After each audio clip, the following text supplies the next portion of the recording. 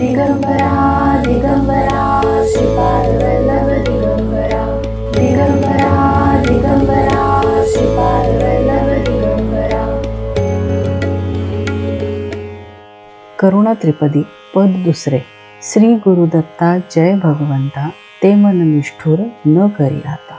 प्रथम पदात श्री स्वामी महाराजांनी भक्ताचा पक्ष मांडला आहे। अपराधांचा कबुली जबाब देऊन दत्तप्रभूंना दयेची याचना केली आहे। त्या तीनही पदांचा रोख केवळ देवाकडे किंवा भक्तांकडे नाही, भक्ताच्या वतीने देवाची आळवणी करतानाच भक्ताला आत्मपरीक्षणाला, आपल्या चुका सुधारण्याला आणि परमेश्वराच्या इच्छेला शरण जाण्याला प्रवृत्त केले आहे। दुसऱ्या पदात असे दिसते की भक्ताविषयीच्या देवाच्या साहजिक अनुकंपेला आवाहन केले आहे। त्यासाठी त्यांनी केलेल्या भक्त रक्षणाचे दाखले दिले आहेत। याचाच दुसरा परिणाम भक्ताची श्रद्धा आणि भाव दृढ करण्यात होतो। भक्तांनी त्यांना पूर्वीचे आलेले अनुभव स्मरून आपली भक्ती पुष्ट करावी, आपले देवाशी नाते अधिक घट्ट करावे, तसाच उपदेश श्री महाराज आपल्याला करीत आहेत। त्यासाठी भगवान दत्तात्रेयांनी दासाच्या शासनासाठी धारण केलेली कठोरता टाकावी अशी प्रार्थना त्यांनी केली आहे। त्यासाठी गुरुचरित्रातल्या काही प्रातिनिधिक घटनांचा आधार घेतला आहे। श्री गुरु दत्ता जय भगवंता, ते मन निष्ठुर न करी आता। श्री गुरु दत्ता चोरे द्विजासी, मारिता म्हणजे कळवळले ते कळवळो आता। श्री गुरु दत्ता। प्रभू श्रीपाद श्रीवल्लभांनी त्यांचा पुढचा अवतार म्हणजे स्वामी नरसिंह सरस्वती हा अवतार घेण्यासाठी आपला वर्तमान लीलादेह अदृश्य केला, तरी ते सूक्ष्म रूपाने कुरुगड्डीला राहिले आहेत असे सिद्धमुनींनी नामधारकाला सांगितले। तेव्हा त्याचा एखादा दाखला सांगावा असा नामधारकांच्या प्रार्थनेनंतर ही कथा सिद्धमुनी सांगत आहेत। वल्लभेश नावाचा श्री वल्लभांचा निस्सीम ब्राह्मण भक्त वाणिज्य वृत्तीने जीविका चालवे।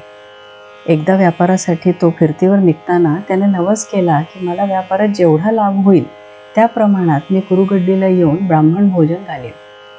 त्याला श्री गुरुकृपेने अकल्पित प्रमाणात खूप पैसा मिळाला। तेव्हा 1000 ब्राह्मणांना भोजन देण्याचा संकल्प करून तो नवस फेडण्यासाठी पुरेसे धन घेऊन निघाला। वाटेत त्याला ठगांनी गाठले व आपणही श्रीपाद गुरूंचे भक्त असल्याचे नाटक करून त्याच्याबरोबर ते निघाले।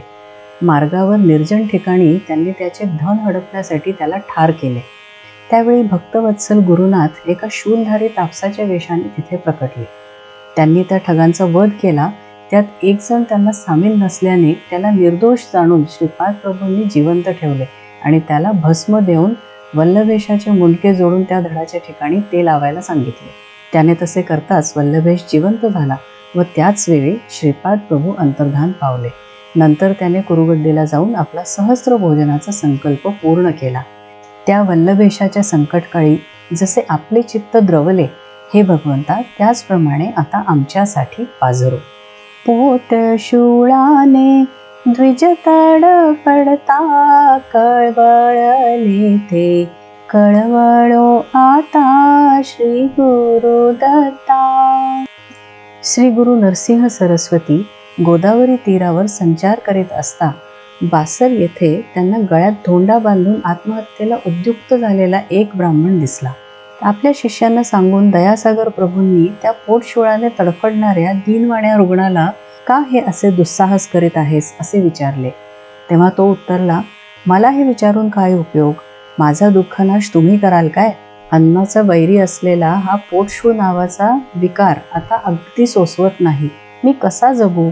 श्री गुरु त्याला म्हणाले, भिवू नकोस, मी वैद्य आहे, अन्न पचावे असे दिव्य औषध मी तुला देतो। असे श्री गुरु बोलतात तोच त्यांच्याकडे सायमदेव नावाचा ब्राह्मण जातीचा शासकीय अधिकारी आला। त्याला श्री गुरूंनी त्या शूलग्रस्ताला पथ्य म्हणून पंचपक्वान्नाचे जेवण द्यायला सांगितले। सायमदेव म्हणाले, याने महिना पंधरवड्याला कधीतरी थोडेसेही अन्न खाल्ले तरी भयंकर वेदना होतात। मी अन्न दिले तर न जाणो त्याचे काही बरे वाईट झाले तर, अशाने मला ब्रह्महत्येचे पाप लागेल अशी भीती वाटत आहे। श्री गुरूंच्या आश्वासनानंतर सायमदेवाने ते मान्य करून श्री गुरूंनीही शिष्यांसह आपल्या घरी भिक्षा घ्यावी अशी विनंती केली. श्री गुरूंनी ती मान्य करून त्याच्या घरी भिक्षा घेतली. त्यांच्या पंक्तीला पोटभर भोजन करून तो गृहस्थ त्या दीर्घकालीन रोगापासून तर मुक्त झालाच, पण भवव्याधीपासूनही तो मुक्त झाला. त्या व्याधीग्रस्त ब्राह्मणाच्या वेदना पाहून जसे आपले चित्त कळवळले, तसेच आम्हा त्रिविध तापग्रस्तांसाठीही कळवळू द्या, अशी प्रार्थना इथे केली आहे. द्विजसूत मरता वळले ते मन हो की उदासीन, नवळे आता श्री गुरु दत्ता. हा तिसरा दृष्टांत शिरोळच्या स्त्रीचा आहे. तिची मुले गर्भातच किंवा जन्मानंतर लगेच मरण पावत. तिने तिथल्या एका जाणत्या ब्राह्मणाला आपली मुले वाचवण्याचा उपाय विचारला. त्या ब्राह्मणाने सांगितले, तू पूर्वजन्मी एका शौनक गोत्रीय ब्राह्मणाचे पैसे लुबाडलेस. तोच आता पिशाच्य होऊन तुझी बाळे मारत आहे. त्या संत्रस्त सतीने त्यावर उपाय विचारला असता तो ब्राह्मण म्हणाला, त्या पिशाच्य झालेल्या ब्राह्मणाचे शास्त्रोक्त पिंडदानादी अंत्य, नारायण बळी इत्यादी तुझ्या पतीकडून करवून घे. तसेच प्रतिदिन 1 महिनाभर कृष्णा आणि पंचगंगा यांच्या संगमात न्हावून आणि अष्टतीर्थ स्नाने करून श्री गुरूंच्या पादुकांची तसेच औदुंबर वृक्षाची विधीपूर्वक पूजा कर. मग सांगता करून त्या प्रेताच्या शांतीसाठी शौनक गोत्राच्या एखाद्या ब्राह्मणाला 100 रौप्य मुद्रांचे दान कर, म्हणजे तुझ्या पापाची निष्कृती होईल.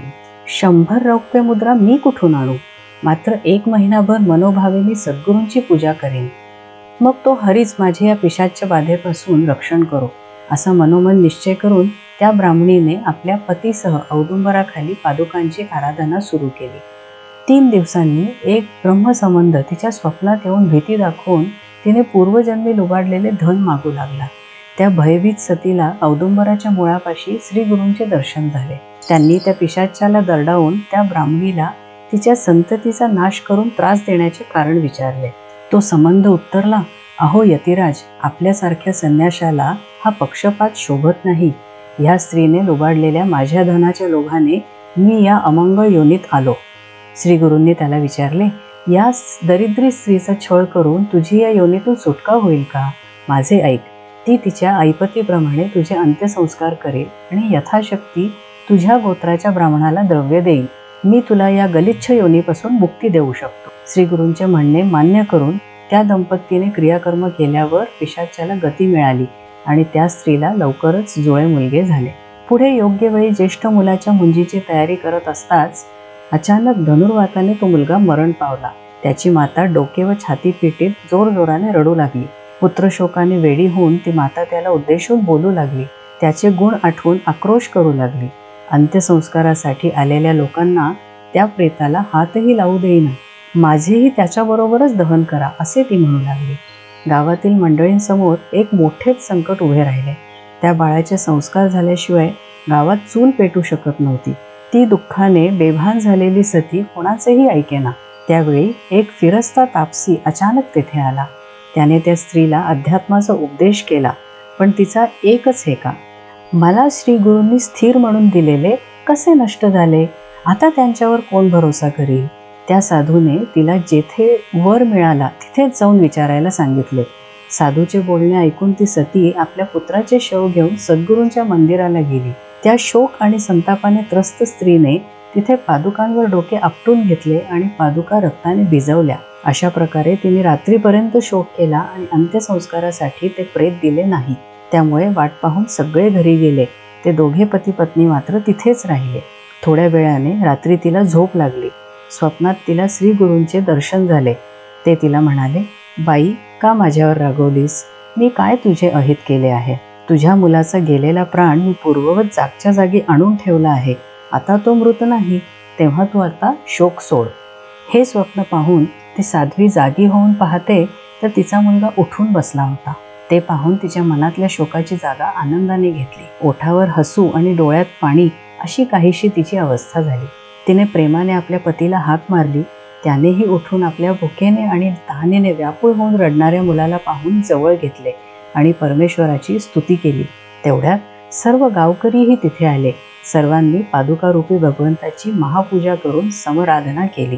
हे प्रभो, त्या ब्राह्मणीच्या पुत्र शोकाने पाझरलेले आपले मन आत्ताच कसे उदासीन झाले?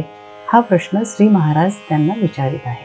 सतीपती मरता काकुळती येता, वळले ते मन नवळे आता श्री गुरुदत्ता. ही माहूरच्या गोपीनाथाला नवसाने झालेल्या दत्त नावाच्या मुलाची पत्नी सावित्री हिची गोष्ट आहे. अगदी लहान वयातच असाध्य क्षयाची बाधा झालेल्या पतीला सर्व उपाय निष्फळ झाल्यावर ही षोडशा सासू सासऱ्यांची आज्ञा घेऊन श्री गुरूंची कीर्ती ऐकून गाणगापूरला आली. वेशीत पाऊल ठेवताच पतीने प्राण सोडले. शोकविव्हळ सावित्रीने बरोबर आणलेल्या खंजीराने आत्महत्येचा प्रयत्न केला, पण जवळच्या लोकांच्या सावधानतेने तो फसला. ती धाय मोकलून रडू लागली. बेभान होऊन पतीला उठवू लागली. अंगावरची वस्त्रेही फाडू लागली. अशा वेळी एक जटाधारी तापसी तिथे येऊन तिचे सांत्वन करू लागला. तिला त्याने अध्यात्माचा उपदेश केला. वयाने लहान असली तरी सावित्रीने आपल्या पातिव्रत्याने चित्त शुद्ध केले होते. त्या अधिकारी गुरुने केलेला उपदेश तिच्या मनात ठसला. जगाची आणि जीवनाची नश्वरता तिला पटली. त्या साधूकडून तिने स्त्रियांचे धर्म जाणून घेतले. त्याने सहगमन आणि विधवा धर्म हे 2 पर्याय तिच्यापुढे ठेवले. तिने सहगमनाचा पर्याय स्वीकारला. साधूने दिलेले 4 रुद्राक्ष पतीच्या गळ्यात घालून सुवासिनींना बाणे देऊन ती सहगमनाला निघाली. तेव्हा इतक्या दूर आल्यासारखे श्री गुरूंचे दर्शन तरी घ्यावे या विचाराने ती संगमावर श्री गुरूंकडे आली. सर्व सौभाग्य चिन्हे धारण केलेल्या त्या तरुण मुलीला पाहताच श्री गुरूंनी सौभाग्यवती भव असा आशीर्वाद दिला. तिच्यासह सर्व लोक चमकून पाहीपर्यंत श्री गुरूंनी अष्टपुत्रा हो असाही वर दिला. उपस्थित लोकांनी त्यांना सांगितले, महाराज, हिचा पती मृत झाला असून ही सहगमनाला सिद्ध झाली आहे. त्यावर श्री गुरु म्हणाले, आमचे वचन वाया जाणार नाही. हिच्या पतीचा देह इथे आणा, पाहू केव्हा प्राण गेला आहे ते. लोकांनी आणलेल्या शवाच्या मुखात आपल्या पादुकांवरील रुद्राभिषेकाचे तीर्थ घालण्याची आज्ञा श्री गुरूंनी दिली. असे करताच तो सतीचा पती झोपेतून उठून सावध झाल्यासारखा उठून बसला. सर्व भक्तांनी श्री गुरूंचा जय जयकार केला. त्या दाम्पत्याने त्यांची प्रार्थनापूर्वक पूजा केली. श्री गुरूंनी त्यांना ऐहिक आणि पारलौकिक कल्याणाचा आशीर्वाद दिला. त्या बालिकेच्या आर्तशोकाने कळवळलेले मन आमच्यासाठी द्रवणार नाही का, असा करुण प्रश्न श्री स्वामी महाराज इथे विचारत आहेत. श्री गुरु दत्ता त्यजी निष्ठुरता, कोमल चेता वळवी आता श्री गुरु दत्ता.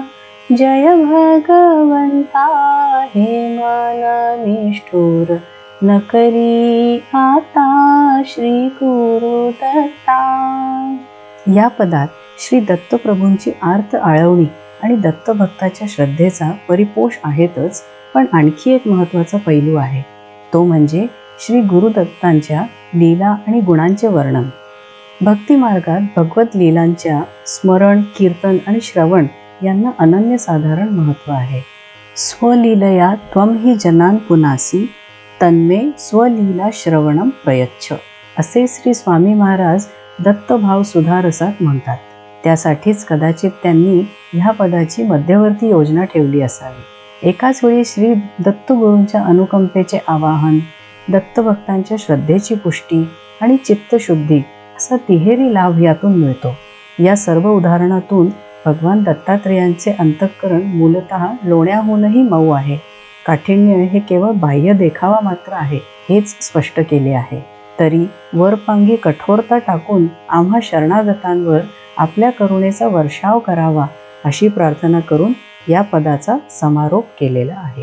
दिगंबरा दिगंबरा श्रीपाद वल्लभ दिगंबरा दिगंबरा.